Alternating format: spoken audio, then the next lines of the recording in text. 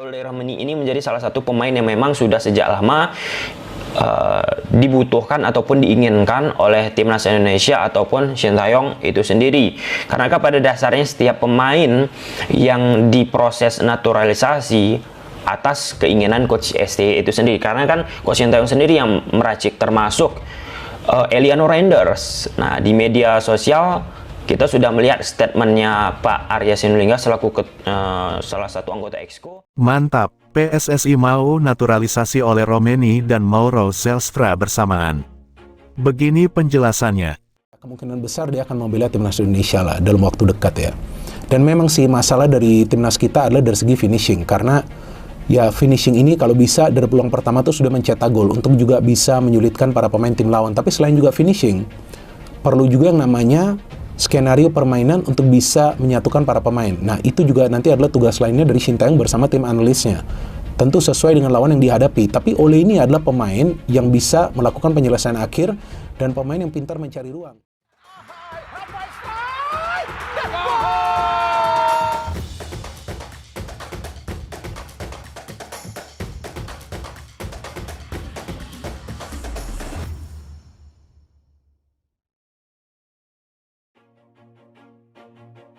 Proses dan rumor-rumor terkait naturalisasi pemain sepak bola keturunan terus menjadi topik hangat di kalangan supporter timnas Indonesia. Kehadiran Ole Tchouameni, striker berdarah Medan yang kini bermain di Belanda, semakin memperkuat harapan publik akan lini depan Garuda yang lebih tajam. Namun, di tengah proses naturalisasi Ole Tchouameni yang semakin dekat, muncul pertanyaan tentang nasib Mauro Zelstra, penyerang keturunan Bandung yang juga sedang dalam proses serupa. Sebagai top skor kedua Liga Belanda, Mauro Zelstra sebelumnya mengonfirmasi bahwa naturalisasinya hanya tinggal menunggu finalisasi dokumen. Dalam sebuah wawancara di kanal YouTube Yusa Nugraha, Mauro menyatakan dengan yakin bahwa semua dokumen yang diperlukan telah diserahkan kepada PSSI. Sepertinya akan segera terjadi naturalisasi. Semua dokumen ada di PSSI, aku tinggal menunggu mereka memeriksanya, ucap Mauro dengan percaya diri. Di sisi lain, kehadiran Ole Tchouameni di Jakarta beberapa waktu lalu langsung mencuri perhatian publik dan media karena tertangkap kamera menonton pertandingan timnas Indonesia vs Jepang. Striker yang kerap menggunakan nomor 9 di klubnya ini terlihat menyaksikan langsung laga timnas Indonesia melawan Jepang di Stadion Gelora Bung Karno. Ia juga sempat bermain bola bersama anak-anak di sebuah perkampungan Jakarta dan momen tersebut diabadikan dalam unggahan di media sosialnya. Bukan sekadar kunjungan, kedatangan Tchouameni ke Jakarta ternyata membawa misi serius untuk membicarakan proses naturalisasinya. Dalam pertemuan dengan Ketua Umum PSSI Erick Thohir, indikasi bahwa Tchouameni akan segera menjadi bagian dari timnas Indonesia semakin kuat. Jika proses naturalisasi berjalan lancar, Tchouameni diperkirakan baru bisa membela skuad Garuda pada lanjutan kualifikasi Piala Dunia 2026 bulan Maret tahun depan. Namun, supporter bertanya-tanya, apakah kehadiran Ole Tchouameni akan memengaruhi rencana PSSI untuk tetap menaturalisasi Mauro Zelstra?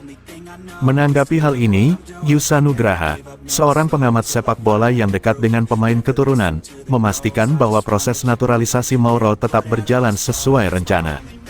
Bahkan, Exco PSSI Arya Sinulinga mengonfirmasi bahwa semua dokumen Mauro sudah diterima dan sedang dalam pemeriksaan. Meski begitu, proses naturalisasi Mauro Zelstra sedikit terhambat oleh padatnya agenda PSSI, terutama persiapan timnas U20 yang akan berlaga di Piala Asia U20 pada Februari tahun 2025. Setelah Piala Asia selesai, barulah giliran Mauro, jelas Yusa dalam kanal YouTube-nya. Dengan potensi kedatangan dua penyerang berbakat ini, harapan supporter untuk melihat lini depan timnas Indonesia lebih produktif semakin besar. Kehadiran Ole Tchouameni dan Mauro Zelstra akan memberikan Sintayong lebih banyak pilihan untuk mengatasi kebuntuan mencetak gol yang sering menjadi masalah timnas. Proses naturalisasi kedua pemain ini menunjukkan keseriusan PSSI dalam memperkuat timnas Indonesia dan membawa sepak bola Indonesia ke kancah dunia. Jika keduanya berhasil menjadi bagian dari skuad Garuda, duet mereka di lini depan diharapkan mampu membawa Indonesia bersaing lebih kompetitif di level internasional. Kini, semua mata tertuju pada langkah lanjutan PSSI untuk memastikan kedua pemain ini segera resmi mengenakan seragam merah putih. Kedatangan Ole ke skuad Garuda, tentu bisa menjadi jawaban atas kurangnya finishing yang mumpuni di lini depan. Berhubung Romeni adalah striker murni, dia memiliki kemampuan yang oke di lini depan seperti finishing yang baik dan kemampuan membaca peluang serta insting menyerang yang tajam. Kehadiran pemain 24 tahun ini bisa menjadi pembeda di sektor depan. Dan timnas bisa menjadi lebih tajam sekaligus lebih diperhitungkan oleh lawan-lawan besar. Daripada itu, pundi-pundi menambah gol juga bisa bertambah seiring datangnya Ole di skuad Garuda. Yang juga penting apalagi timnas masih memiliki sisa 5 laga di kualifikasi Piala Dunia 2026.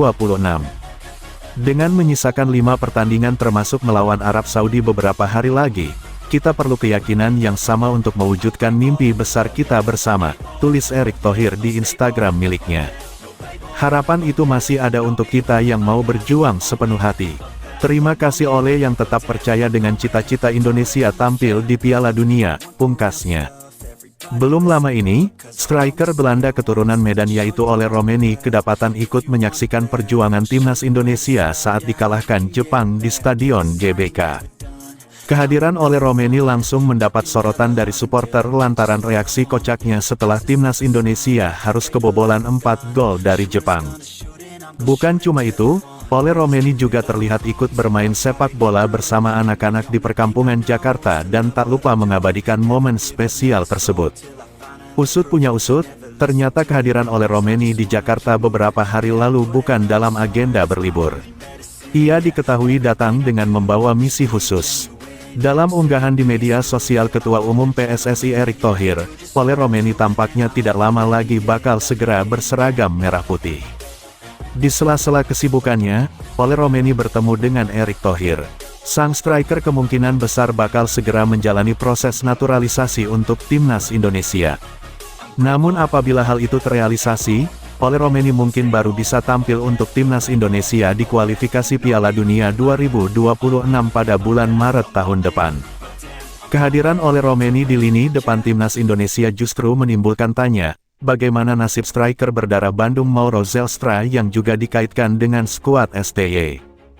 Ketika itu, nama Mauro Zelstra santer terdengar bakal mengisi lini depan timnas Indonesia karena status Ole Romeni sebelumnya belum menemui kejelasan. Top skor kedua Liga Belanda tersebut bahkan dengan percaya diri menyebut jika proses naturalisasinya untuk memperkuat timnas Indonesia tak lama lagi akan rampung. Never looking back, I'ma keep myself on track, keep my head up staying strong, always moving on, feel I don't belong, tell my thoughts to move along, push myself to be the best, die with no regrets.